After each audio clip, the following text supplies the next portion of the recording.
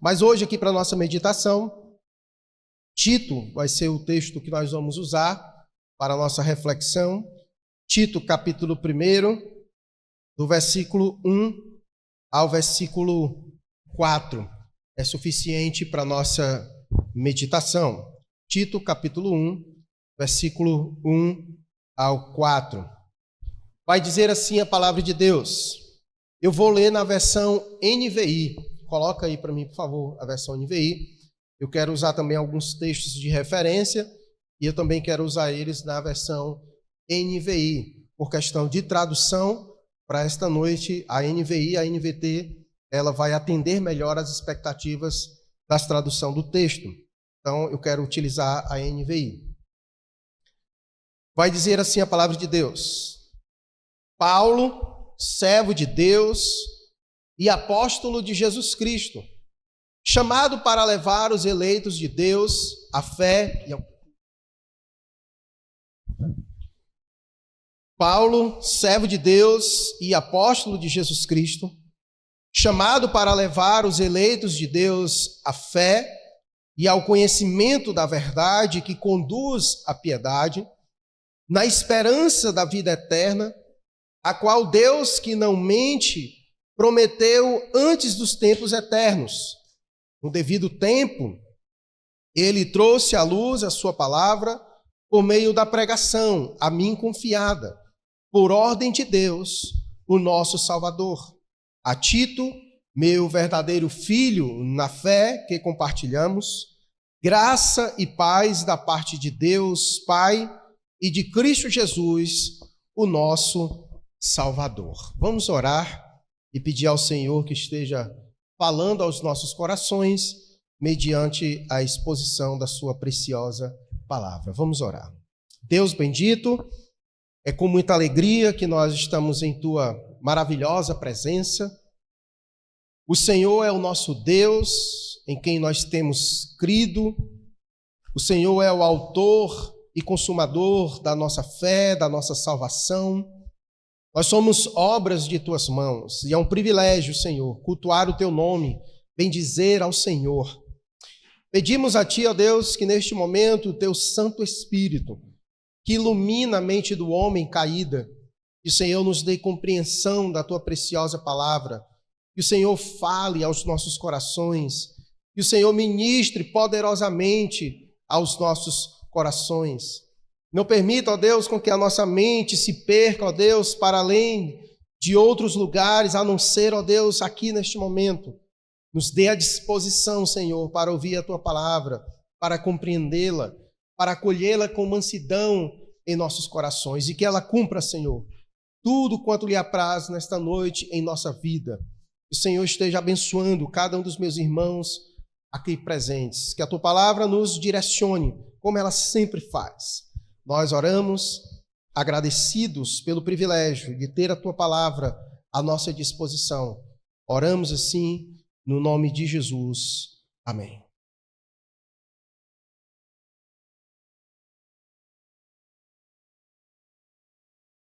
Esta carta, muito embora pequena, ela é uma carta que nos traz muitas lições. Você pode em casa fazer uma leitura dela também. É sempre muito gostoso fazer as leituras das cartas de Paulo. Em especial a de Tito. Tito é uma figura que não se tem muita menção dele no Novo Testamento.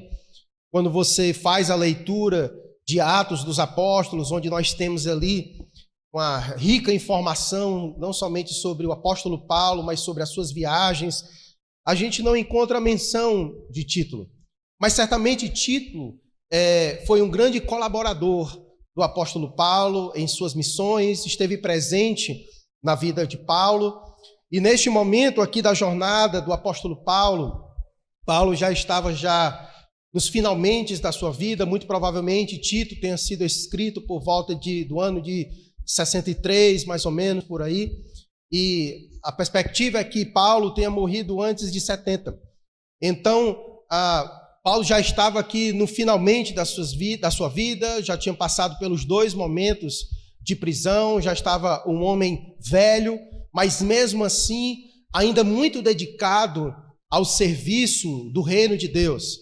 E ele então pega Tito e coloca Tito na incumbência de cuidar da igreja que estava situada em Creta. E era uma região muito complicada, era uma região com muito índice de imoralidade, era um povo que vivia de maneira imoral, era uma região muito complicada de se viver e tão somente, obviamente, de se plantar uma igreja. E ali Paulo, então, coloca Tito naquele lugar para cuidar daquela igreja, e Paulo escreve a Tito para pôr em ordem as coisas. O versículo 5, se você der uma olhada, é como se ele fosse a ideia central do texto. O versículo 5 ele diz, olha, eu deixei você em Creta para que pudesse pôr em ordem o que ainda faltava e constituísse presbíteros em cada cidade, como eu instruí. Então, Paulo ele tem essa incumbência de colocar Tito lá para pôr em ordem as coisas. Então, o objetivo da carta é fazer isso, é escrever a Tito, animando, encorajando a Tito para pôr em ordem as coisas na casa de Deus, na igreja do Senhor e nosso Salvador Jesus Cristo. Contudo, a minha pregação nesta noite, ela não vai girar em torno do que Paulo escreve para Tito para pôr em ordem a igreja ali em Creta. Você pode fazer isso em casa e ver quais foram as instruções que Paulo deu para ele, quais foram os conselhos que o apóstolo Paulo deu para ele. Mas eu quero meditar com você sobre o apóstolo Paulo, porque antes de dar as instruções especificamente para Tito, ele se apresenta. Certamente Tito já conhece o apóstolo Paulo, mas como as cartas eram lidas também nas congregações, então Paulo faz uma apresentação de si, como ele já fizera em muitas outras cartas que ele escrevera. E aqui os 4 primeiros versos que nós acabamos de ler, nós vemos Paulo falando de si, Paulo mostrando ali em palavras quem era ele, Paulo se apresentando, falando de si, para Tito e para aquela congregação que iria ler esta carta ou ouvir Tito ou qualquer outra pessoa lendo esta carta. Então a minha meditação nesta noite gira em torno disso, sobre quem o apóstolo Paulo é, sobre a sua identidade. Então, se eu fosse dar um tema para a pregação de hoje, seria isso, né?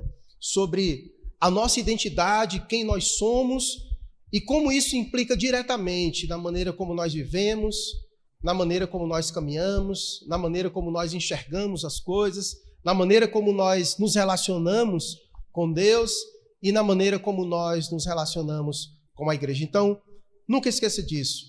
A maneira como nós nos enxergamos é fundamental para o tipo de relacionamento que nós vamos ter com Deus e também com a igreja de Cristo Jesus. Então, esses 4 primeiros versos, eu quero meditar nisso, nos gerando essa reflexão sobre nós refletirmos como nós nos enxergamos e como isso implica diretamente na nossa relação com Deus e também com a igreja de Jesus. Então vamos lá para a apresentação de Paulo, ver quem é este Paulo, como ele enxerga a si mesmo. Vejamos o versículo de número 1. Coloca para nós aí, por gentileza. Versão NVI. Então ele começa falando o seu nome, Paulo, e a primeira característica deste homem, sua primeira apresentação de si, é que ele diz, esse Paulo, ele é um servo de Deus. Então essa é a primeira característica da sua identidade, que o identifica. Paulo, ele olha para si mesmo e ele vê em si mesmo um homem que é servo de Deus. Infelizmente, a nossa tradução, influenciada por toda a mentalidade ocidental, praticamente quase todas elas traduzem erroneamente a palavra servo. Porque no original não é a palavra servo, é a palavra escravo. Então, fique ciente disso. As traduções é uma falha pelas questões do Ocidente, por todo o dilema que o Ocidente passou, pelas questões de escravatura. Então, ainda hoje eles não conseguem superar isso. E colocam sempre a palavra servo, mas no original a palavra é escravo. Escravo, certo? Então, Paulo, ele se considera um escravo de Deus. E aqui, de antemão, no primeiro momento, é preciso nós identificarmos uma grande diferença entre o escravo e entre o servo. É verdade que há vários momentos em que a palavra servo é servo mesmo, certo? Ali muitas vezes é a palavra diácono, né, que significa um servo, certo? Mas, em outros momentos, a palavra que está ali, servo, não significa servo.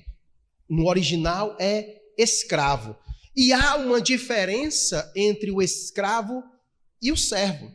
O servo, ele é aquele que é o assalariado.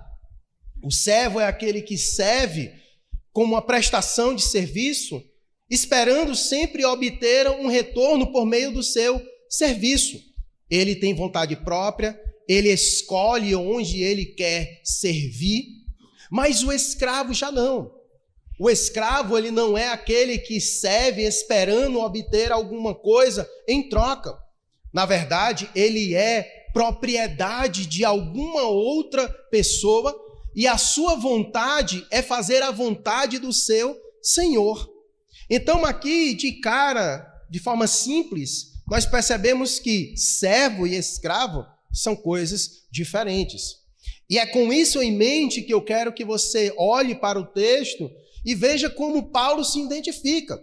Então, Paulo se identifica como um escravo de Deus. E talvez isso possa soar estranho para você, porque na nossa mentalidade, como eu falei, muitas vezes a palavra escravo, ela tem outros tipos de conotações. Mas aqui a que eu já mencionei para você, essa sim deve estar na sua mente. Escravo, na concepção bíblica, é alguém que é, sim, propriedade de uma outra pessoa, é alguém que não tem vontade própria no sentido da palavra, ele não faz escolhas por si mesmo, mas ele está totalmente submisso à vontade do seu Senhor. Essa é a postura e a conotação do escravo. Paulo se considera assim, alguém que não tem vontades simplesmente próprias, não é alguém que toma decisões de achar que tem o direito de fazer as escolhas que quiser. Paulo não é alguém que olha para si e se considera cheio de direitos, porque ele é um escravo, ele pertence a alguém, ele é escravo de Deus.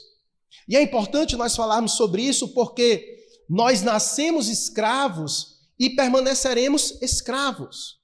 Na verdade, nós só mudamos a nossa condição de Senhor. Jesus vai dizer em João capítulo 8 que todo aquele que comete é escravo de quê? Do pecado. Todo aquele que comete pecado é escravo do pecado. Por isso que Jesus veio para nos libertar. Ele diz, e conhecereis a verdade, e a verdade vos libertará. A pergunta é, libertar de quê? Libertar do pecado. Contudo, é um grande equívoco acreditar que nós somos libertos da escravidão do pecado e vivemos agora como nossos próprios senhores. Não. Nós apenas fomos libertos de um senhorio terrível para um senhorio maravilhoso. Nós agora não somos mais escravos do pecado, mas agora nós somos escravos de Deus. Então, essa é a nossa condição. E isso tem muitas implicações na nossa vida. Mas veja aqui comigo um texto de Romanos, capítulo de número 6.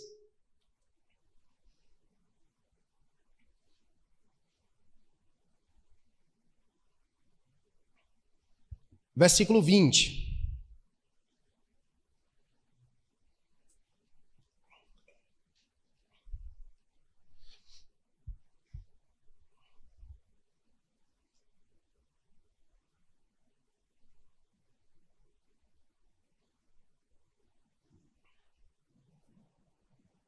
Romanos, capítulo de número 6, versículo de número 20. Olha o que disse o apóstolo Paulo. Agora ele usa as palavras corretas. Quando vocês eram escravos do pecado, estavam livres da justiça. Versículo 22.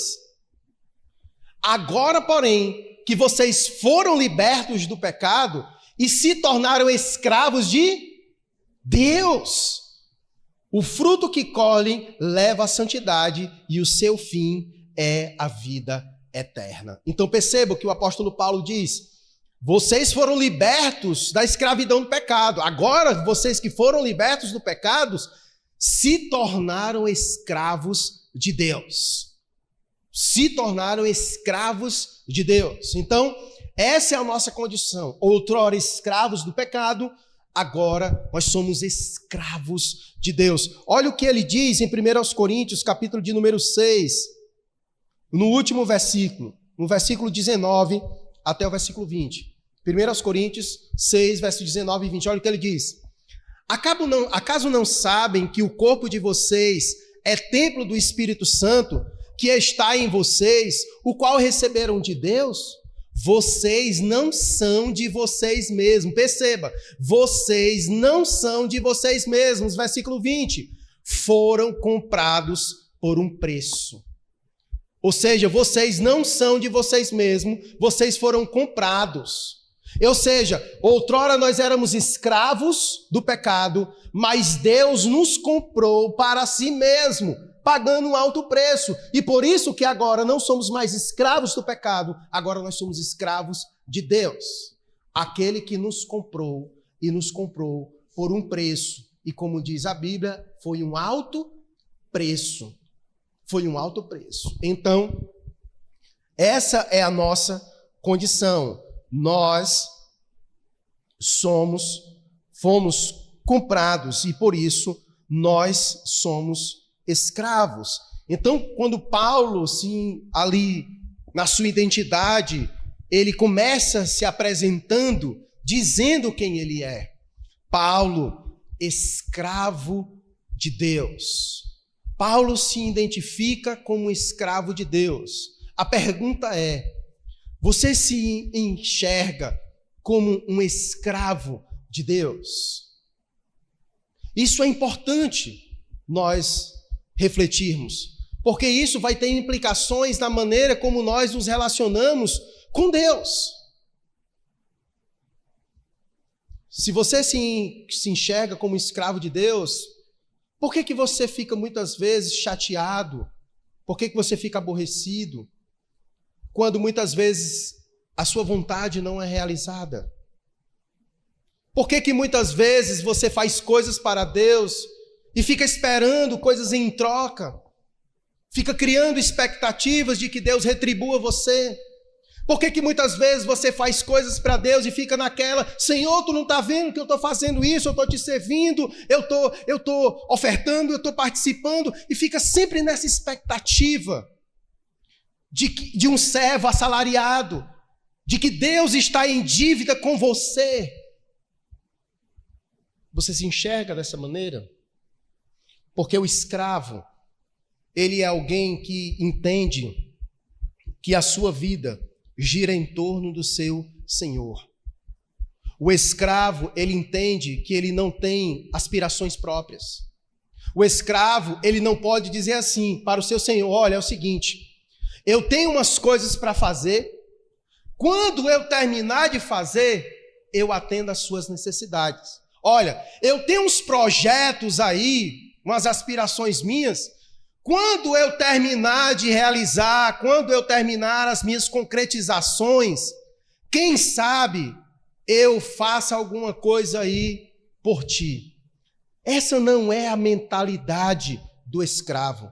Na verdade, a mentalidade do escravo, ele prioriza a vontade do seu Senhor. É como Paulo vai dizer a Timóteo na sua segunda carta, ele diz que nenhum soldado se embaraça nas coisas dessa vida, mas antes o seu desejo, o seu prazer está em satisfazer as necessidades daquele que o arregimentou. Então nós somos escravos E o nosso desejo deve ser satisfazer as necessidades do nosso Senhor. Nós somos escravos dele. E eu acho muito estranho quando crentes assumem esse tipo de postura. Eu não sei se eu vou servir ao Senhor. Eu não estou com vontade. Nós precisamos avaliar como nós nos enxergamos e como isso tem implicações diretas na nossa relação com o Senhor. O apóstolo Paulo é a prova disso. Um homem que já estava servindo há mais de 20 anos. Um homem que havia sido apedrejado, açoitado, caído como morto. É só você ler Atos dos Apóstolos. Um homem que tinha sido preso, enfrentado fome, naufrágio, nudez, todo tipo de situação, e estava aqui, 20 anos depois, e você tentando plantar a igreja na cidade de Creta, e você poderia dizer, meu irmão Paulo, dá um tempo, brother. Tu não para, não. Para Paulo não existe aposentadoria, porque na mentalidade do escravo, o seu prazer é satisfazer a necessidade do seu Senhor. Paulo não para. Paulo não tira férias no sentido do seu serviço cristão, da sua vida com Deus, da sua dedicação, do seu compromisso. Ele é escravo de Deus. A sua vida gira em torno de fazer as necessidades do seu Senhor. E a Bíblia diz que todos nós somos escravos de Deus. Mas muitas vezes não é isso que a nossa vida transmite. Nós somos um povo cheio de direitos, regalias. Nós somos muitas vezes os senhores da nossa própria vida. Nós ditamos a Deus como nós vamos viver a nossa vida, como vai ser os nossos passos. Nós não temos interesse em saber qual é a vontade de Deus. Não, achamos que servi-lo é opcional, é quando der, quando eu tiver tempo, quando eu tiver vontade, quando eu tiver prazer, quando não tiver mais nada para fazer. Você não entendeu quem você é. O fato não é se você se enxerga como escravo. Você é um escravo. Ou você é um escravo de Deus, ou você é um escravo do pecado. Mas como escravos de Deus, você tem se comportado como um escravo de Deus. Paulo, ele se enxerga como um homem que é escravo de Deus. E ele não tem vergonha. Ele não tem vergonha de dizer que ele é escravo de Deus. Porque outrora ele era escravo do pecado. E agora ele é escravo de um Deus bondoso. Como nós meditamos ontem no Salmo 136, na casa do Cardoso. O salmista começa convidando a assembleia a adorar a Deus. Rendam graças ao Senhor, porque Ele é bom. Porque o seu amor leal dura para sempre. Outrora nós éramos escravos de um Senhor cruel, maligno, escravos do pecado, escravos do mundo, escravos de Satanás. Mas hoje nós somos escravos de Deus. Mas muitas vezes não vivemos assim. E Paulo, não somente Paulo, mas se você ler Tiago, Tiago também vai fazer a mesma apresentação. Ele vai dizer Tiago, servo de Deus, escravo de Deus. Pedro também vai fazer a mesma apresentação de si mesmo. Nós somos escravos de Deus. Nós somos escravos de Deus. E isso deve ter implicações diretas na nossa vida. Como nós vivemos. Nós não somos servos assalariados. Nós somos escravos. E por isso que Paulo serve a Deus. Serve a Deus, mesmo na sua velhice, mesmo tendo passado por tudo que passou. Paulo não conhece a aposentadoria, Paulo está servindo a Deus. E ele mesmo diz, ai de mim, se não pregar o evangelho, porque pesa sobre mim esta responsabilidade. Paulo entendia perfeitamente. Veja o que as Escrituras dizem, veja o que Jesus disse em Lucas capítulo 17.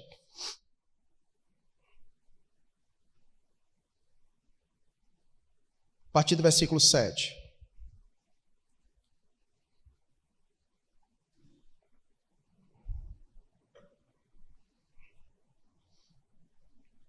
Diz assim, Qual de vocês, tendo um servo, e aqui a ideia é escravo, que esteja arando ou cuidando das ovelhas, lhe dirá, quando ele chegar do campo, venha agora e sente-se para comer. Ao contrário, não dirá, prepare o meu jantar, apronte-se e sirva-me enquanto como e bebo. Depois disso, você pode comer e beber?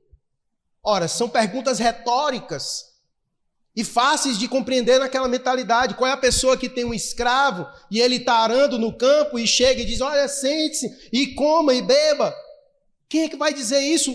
Porque, na verdade, o que se espera é que quando ele chegar, você diga, olha, prepare a minha mesa, que eu estou com fome, eu vou comer, e depois que eu comer, você vai comer.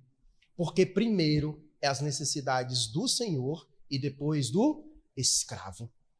É essa a conotação. E ele continua. Será que ele agradecerá ao escravo por ter feito o que lhe foi ordenado quando terminou? Muito obrigado. Ei, você é o cara que traz água para mim, viu? Será que ele ia fazer isso? Será que ele ia agradecer depois? É uma pergunta retórica, porque a resposta está na ponta da língua. Já se sabe qual é a resposta. Assim também vocês, quando tiverem feito tudo o que lhe for ordenado, ainda devem dizer, somos escravos inúteis, porque apenas cumprimos o nosso dever. Agora durma com essa. Quando você se achar muita coisa, lembre-se disso. Você só faz o que lhe é ordenado. E muitas vezes com dificuldade. Quanto mais ir além do que nos é ordenado. Que tipo de escravo nós somos? Que tipo de escravos de Deus nós temos sido? Voltemos lá para o nosso texto.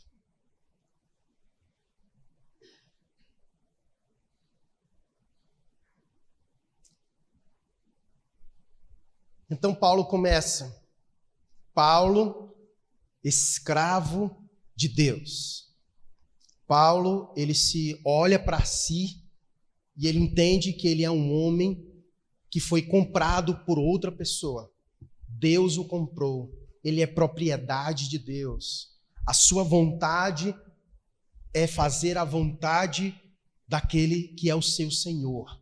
Ele é um escravo de Deus. Mas não somente isso. E o texto segue dizendo, servo de Deus e apóstolo de Jesus Cristo. Essa palavra apóstolo, ela era comumente usada nas embarcações reais. Então, muitas vezes, um rei, ele enviava uma comitiva marítima e que ela tinha o objetivo de chegar em determinado lugar e trazer as ordens reais. E aquele navio, muitas vezes, ele era chamado de apóstolo, porque ele trazia consigo uma mensagem e a sua autoridade não era de si mesmo, ela era derivada. Aqueles que vinham no navio, eles vinham com a autoridade do rei que foi dada a eles. E eles tinham uma mensagem, e a mensagem que eles transmitiam ao povo, elas tinham o dever de cumprir, porque elas vinham diretamente do rei. Então esses eram chamados de apóstolos. Assim também Paulo se considera um apóstolo. Ele foi um dos que foi chamado por Deus, pelo próprio rei, o rei dos reis, o senhor dos senhores, para uma missão. Paulo é um apóstolo, assim como os 12 que foi chamado pelo próprio Cristo, que eram os apóstolos. E Paulo é chamado de um apóstolo fora de tempo. Uma das características de ter sido um apóstolo é que você deveria ter sido uma testemunha ocular. Alguém que deveria ter participado, ter visto Cristo, ter participado do seu ministério. Muito embora Paulo tenha vindo depois da ressurreição de Cristo, mas o próprio Cristo em pessoa apareceu a Paulo, esteve presente com Paulo. Paulo não aprendeu com os apóstolos.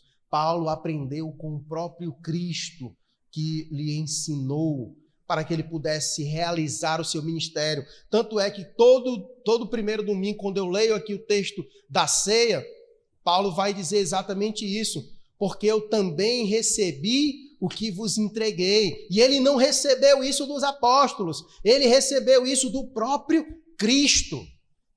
Ele recebeu a autoridade, ele recebeu a mensagem, ele recebeu as instruções, ele é enviado pelo próprio rei para cumprir um trabalho. Então perceba como ele se enxerga. Paulo é um escravo de Cristo e ele trabalha para Cristo. Ele está a serviço de Cristo. Ele é um escravo de Cristo e ele é um apóstolo ao mesmo tempo. Ao mesmo tempo em que ele é escravo, ele também é um apóstolo. Ele é alguém que serve ao seu Senhor em uma missão específica. O seu rei, o seu Senhor, lhe deu uma missão especial e ele então está incumbido desta missão. Então Paulo é alguém que é servo, é escravo de Deus e que tem uma missão, porque ele é um apóstolo de Jesus Cristo. E agora nós vamos ver qual é a missão desse apóstolo Paulo, o que ele faz, qual é a sua tarefa, qual é a sua atividade. Ele é um escravo, nós já sabemos, mas ele é um escravo que tem uma missão específica. E qual é essa missão específica que o seu Senhor deu para ele? Ele vai dizer: chamado para levar os eleitos de Deus à fé e ao conhecimento da verdade que conduz à piedade. No aniversário de nossa igreja, sem ser neste agora, mas quando o pastor Paulo Clesiano esteve aqui, o pastor Paulo Clesiano nos fez muito refletir sobre o que Deus estava fazendo no mundo. Vocês lembram? Ele nos fez muito refletir sobre isso, sobre o que Deus está fazendo no mundo. E Paulo era um escravo que estava em plena sintonia com o que o seu Senhor estava realizando no mundo. Deus tem uma missão. Deus está formando para si um povo para ele mesmo, que é chamado de igreja. Antes mesmo da fundação do mundo, Deus havia pensado e escolhido pecadores como eu e você, e aprove Deus em sua soberania, pela graça, salvar pecadores como nós. Então Deus está realizando esta obra no mundo inteiro, juntando para si mesmo um povo. E esse povo é chamado de eleitos, aqueles que foram escolhidos pelo próprio Deus. Foram escolhidos não porque eles têm algum mérito em si mesmo, não, mas por causa da graça, por causa da soberania. Então Deus está fazendo isso. Deus está atuando no mundo. O Senhor de Paulo está trabalhando. Ele está salvando, ele está juntando para si um povo. E chama seu escravo, Paulo, a participar disso. Por isso o texto diz que Paulo, escravo, foi chamado a ser apóstolo para levar os eleitos de Deus à fé e ao conhecimento da verdade que conduz à piedade. E aí nós vamos só fazer a leitura até o versículo 3 para a gente entender melhor como isso acontece. E ele diz: na esperança da vida eterna, o qual o Deus que não mente prometeu antes dos tempos eternos, que no devido tempo ele trouxe à luz a sua palavra, por meio da pregação a mim confiada, por ordem de Deus, o nosso Salvador. Então perceba, Paulo estava realizando uma tarefa a qual o Deus que não pode mentir prometeu antes dos tempos eternos, e que agora, nesse tempo, ele trouxe à luz a sua palavra, por meio da pregação. Então ele chama Paulo a participar disso que ele está fazendo, salvando os eleitos, juntando o povo para si, e chama Paulo para ser apóstolo, para servi-lo. De que maneira? Deus confiou a Paulo o ministério da palavra, e Paulo então vai ministrando a palavra para alcançar os eleitos, porque o texto bíblico diz, para levar os eleitos de Deus à fé. a fé. Então, Paulo é um homem chamado por Deus para servi-lo na ministração da palavra, porque Deus escolheu salvar pecadores, e o meio que Deus escolheu salvar pecadores é mediante o ministério da palavra. Por isso que Paulo mesmo em Romanos vai dizer que a fé vem pelo ouvir da palavra. Então ele diz, chamado para levar os eleitos de Deus à fé. E como é que ele leva os eleitos de Deus à fé?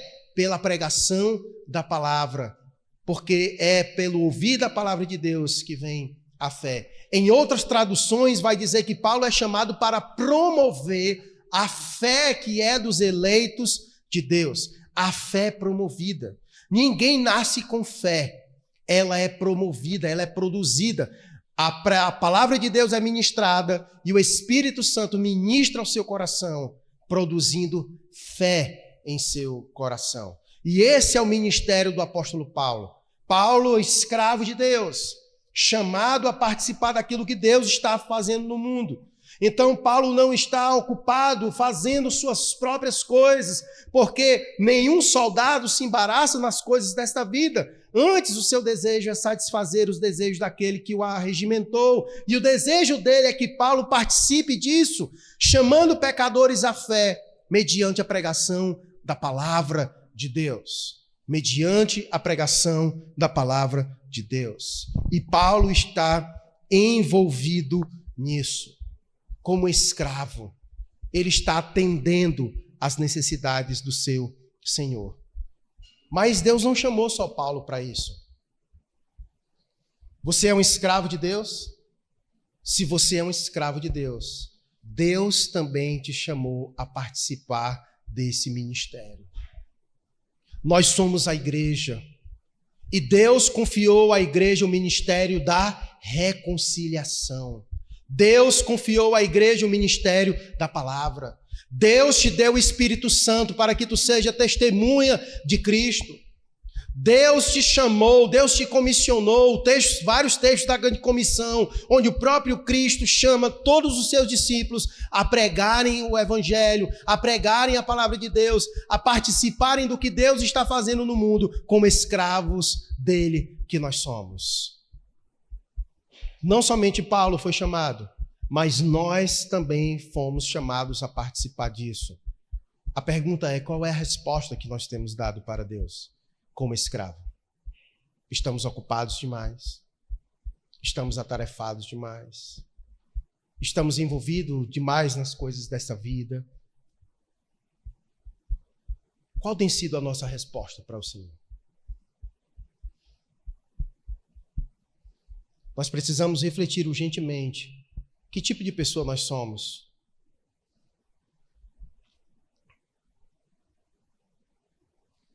O escravo, ele tem como objetivo obedecer ao seu Senhor e viver em função dele. Então perceba, Paulo tem uma tarefa como escravo. Primeiro, alcançar os perdidos mediante a pregação da palavra de Deus. Mas não somente isso. Nós vemos isso nas viagens missionárias de Paulo. Paulo, por onde passava, era pregando o evangelho e pessoas se convertendo a Cristo, dentre os quais Tito é um gentil. E assim como muitos outros são filhos de Paulo, tanto é que no versículo 4 ele vai chamar Tito de filho. A Tito, meu verdadeiro filho na fé. Assim como ele diz de Timóteo, assim como ele diz de muitos outros, o qual o apóstolo Paulo teve ligação direta por meio do seu serviço ao Senhor. Mas muito mais do que isso, veja o chamado dele, chamado para levar os eleitos de Deus à fé e ao conhecimento da verdade que conduz à piedade. Paulo não somente foi chamado para levar os perdidos a encontrar Cristo, mas Paulo também foi chamado por Deus para conduzir os crentes a viver uma vida piedosa. Paulo não somente tinha a responsabilidade, foi chamado por Deus para levar o evangelho aos perdidos, mas também para produzir vida piedosa nos crentes em Cristo, em Jesus. Ou seja, aqui a ideia de piedade é ajudar os crentes a se parecerem mais com Jesus. É por isso que Paulo, em todo momento, veja como Paulo é na primeira, na segunda viagem. Paulo é indo na viagem, e aí ele tem o interesse de voltar para saber como é que esses irmãos estão, como é que as igrejas estão, escreve para elas com o objetivo de ajudar esses irmãos já crentes, agora a encontrarem o caminho da piedade, a crescerem em maturidade, a se tornarem mais parecidos com Jesus, meus irmãos. Paulo é um homem comprometido a servir a igreja de Cristo. Paulo é um homem comprometido a servir a igreja de Cristo. Ele é escravo de Deus, escravo de Jesus Cristo. E ele sabe qual é o interesse de Jesus Cristo.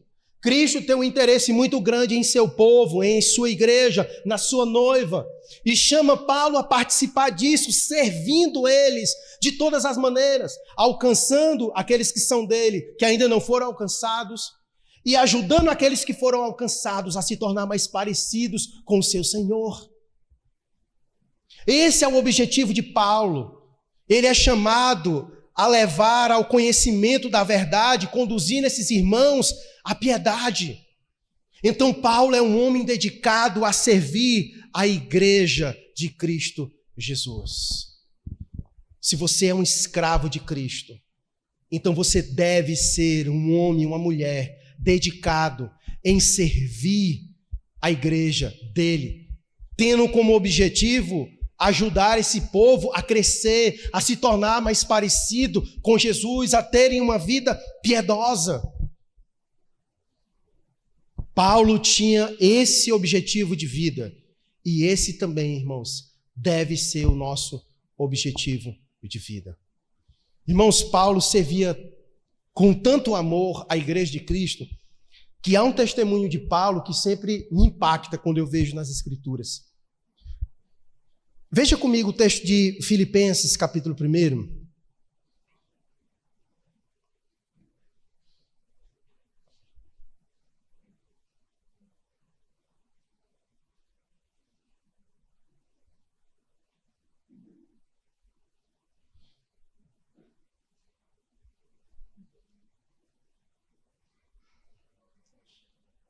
Perceba, veja aqui comigo. Versículo 20.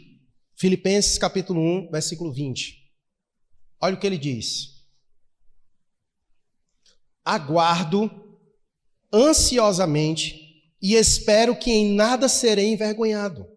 Ao contrário, com toda a coragem de sempre, também agora Cristo será engrandecido no meu corpo, quer pela vida, quer pela morte. Porque para mim o viver é Cristo e o morrer é lucro. Pausa aqui um instante.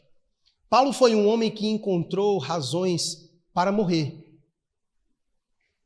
Paulo olha para a morte e considera a morte lucro. Então Paulo encontrou razões para morrer. Se for para mim morrer, tá show, porque morrer para mim é lucro.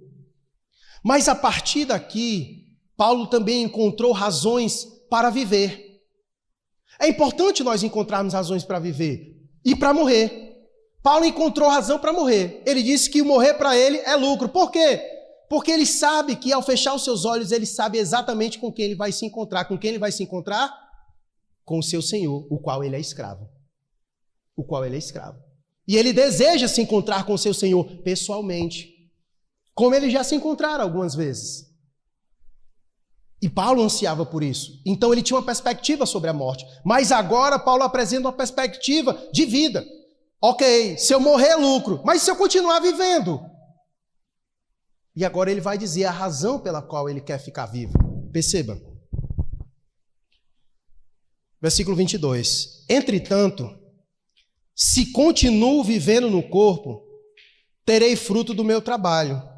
Então já não sei o que escolher. Estou pressionado dos dois lados. Desejo partir e estar com Cristo, o que é muito melhor. Contudo, é mais necessário por causa de vocês que eu permaneça vivo. Convencido disso, sei que vou permanecer e continuar com todos vocês para o seu progresso e alegria na fé. Sabe o que Paulo está querendo dizer? eu quero estar com Cristo, que é muito melhor, mas eu estou disposto a adiar esse encontro para permanecer com vocês, para servir a vocês. Percebe a disposição de Paulo? Quem de nós aqui adiaria o encontro com Cristo só para ter mais tempo para servir os seus irmãos em Cristo?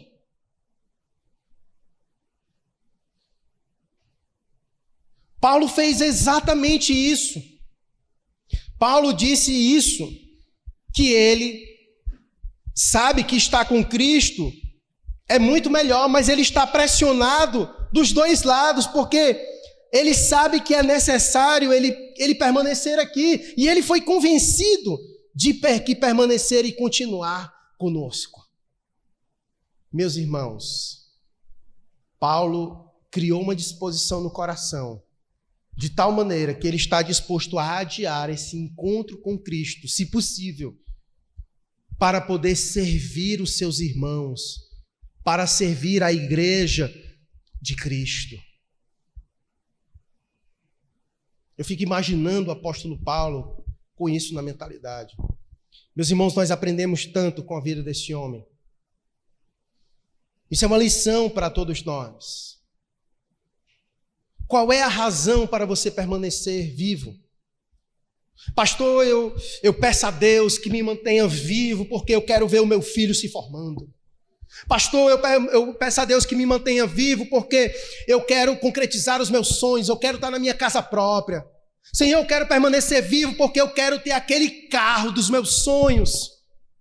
Essas são as nossas aspirações. Mas a aspiração do apóstolo Paulo, ele quer permanecer vivo, ainda que todas essas coisas sejam legais, é importante se dizer, mas mais legal do que o serviço à igreja não é.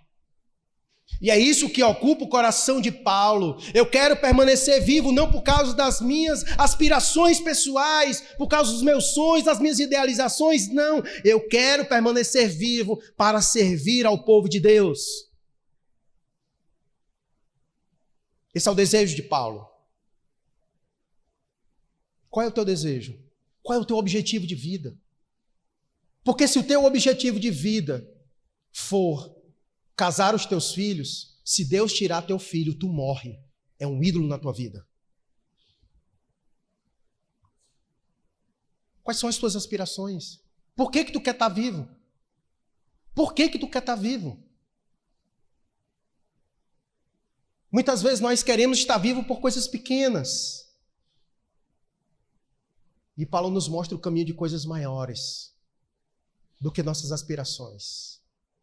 Passageiras, efêmeras, pequenas quando comparadas ao plano eterno e redentivo de Deus para a sua igreja.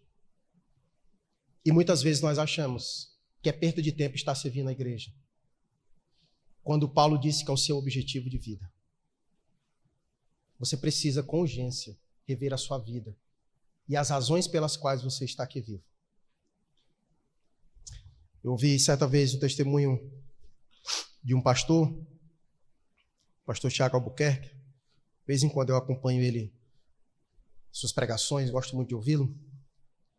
E teve um tempo que eles passaram um tempo morando fora, nos Estados Unidos, por causa de uma enfermidade da esposa dele.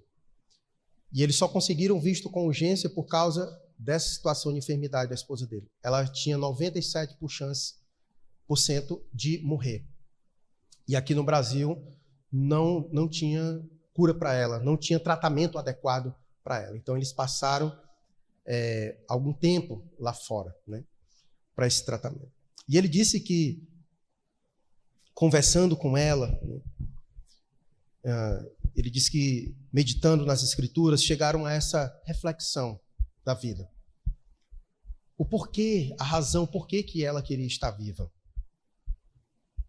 Eles têm, acho que são 3 filhos, né? Eles têm 3 filhos. Ainda, eu acho que o mais velho deve ter 15 anos, né?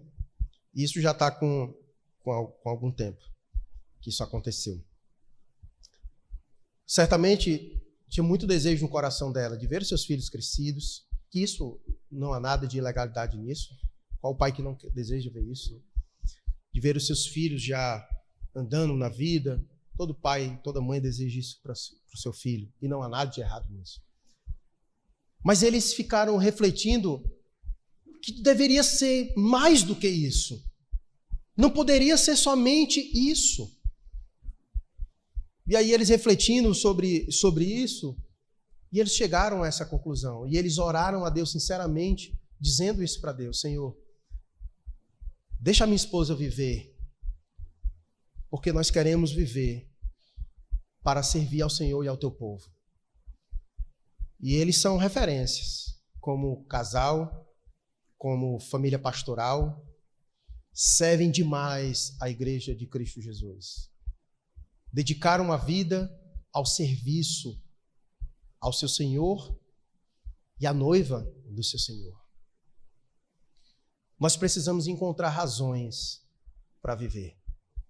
Paulo era um homem que era escravo de Deus, apóstolo de Cristo Jesus, com o objetivo de servir a sua igreja, de levar a elas a maturidade, de alcançar os eleitos de Deus, de ajudar os eleitos de Deus a terem uma vida piedosa. Esse deve ser o desejo da sua vida, de ver o teu irmão crescendo em piedade, de ver o teu irmão se tornando mais parecido com Jesus. O que tu tem feito para isso? Qual tem sido a tua cooperação para que o teu irmão se torne mais parecido com Cristo? Nós somos chamados para isso. Isso deve ser uma razão nossa para viver. Servir ao Senhor e servir à sua igreja. Eu já falei isso aqui e repito várias vezes. A nossa ligação como irmãos em Cristo é infinitamente superior às nossas ligações sanguíneas. Se o seu pai e a sua mãe morrer, se eles não forem crentes, você nunca mais os verá. Mas o seu irmão em Cristo, você passará a eternidade com ele. Nem precisa comparar algo eterno com algo temporal. São medidas que não há comparativos entre uma coisa e a outra. Paulo entende muito bem isso. E por isso ele dedica a sua vida passageira a servir os seus irmãos, da qual ele vai desfrutar da companhia deles para toda a eternidade. Então, voltando para o nosso texto, Paulo, servo de Deus e apóstolo de Jesus Cristo, chamado para levar os eleitos de Deus à fé e ao conhecimento da verdade que conduz à piedade, na esperança da vida eterna, a qual Deus, que não mente, prometeu antes dos tempos eternos. No devido tempo, ele trouxe à luz a sua palavra, por meio da pregação a mim confiada, por ordem de Deus, o nosso Salvador. É uma ordem. E ele, como escravo, só obedece. Só obedece. A Tito, meu verdadeiro filho na fé, que compartilhamos graça e paz da parte de Deus e de Cristo Jesus, o nosso Salvador. Tito era seu filho, um colaborador, e agora Paulo está no final da sua vida e ele está preparando um sucessor. Porque Paulo é um homem que pensa para além de si mesmo. Paulo é um homem que está na sua velhice, já tendo passado tudo o que passou, mas com a mente e o coração ainda preocupado com a igreja. E agora ele está levantando homens para dar continuidade ao seu trabalho. Timóteo é a prova, Tito é a prova. São homens que dedicaram uma vida a servir ao Senhor, a servir a igreja do Senhor. E para isso quer preparar homens para quando ele partir, continuarem servindo a igreja do Senhor e ao Senhor. E por isso ele diz a Tito, meu verdadeiro filho na fé, que compartilhamos duas coisas: graça e paz da parte de Deus. Homens que também foram alcançados pela graça, homens que hoje têm paz com Deus, porque Paulo vai dizer em Romanos capítulo 5, nós temos paz com Deus mediante a fé em Jesus Cristo. Outrora nós éramos inimigos de Deus, mas hoje nós não somos mais inimigos de Deus. Nós somos amigos de Deus. Houve paz, reconciliação pelo sangue de Cristo Jesus. Por isso que as nossas saudações são sempre graça e paz. A saudação bíblica é graça e paz. Não pode haver paz sem graça.